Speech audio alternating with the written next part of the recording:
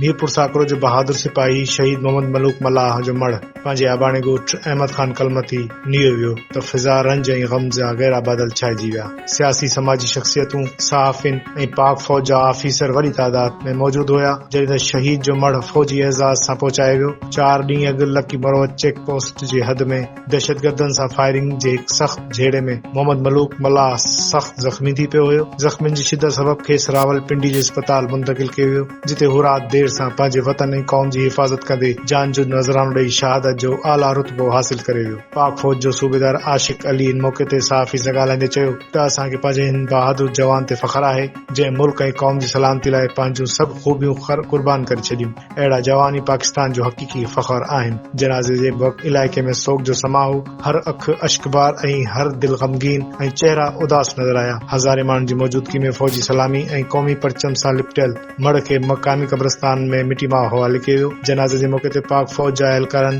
शहीद खे शानदार फ़ौजी एहसास सां अलविदा कयो, जॾहिं शिरकत करण पाक फ़ौज ज़िंदाबाद ऐं शहीदनि जो लहू रंग लाहींदो जा नारा हंया। शहीद मोहम्मद मलूक मल्लाह जी शहादत न सिर्फ़ मीरपुर साकरो पर सॼे सिंध लाइ फ़ख़्र जो बाइस आहे। हिन जी बहादुरी हमेशह यादि रहंदी।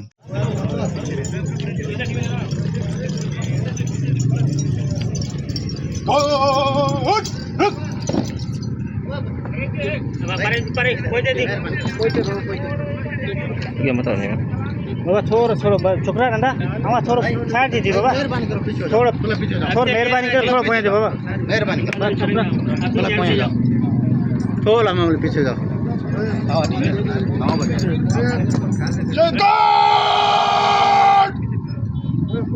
सामने से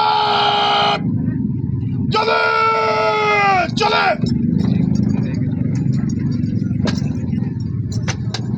बाबा थोड़ा जगह दे सकता ना जो थोड़ा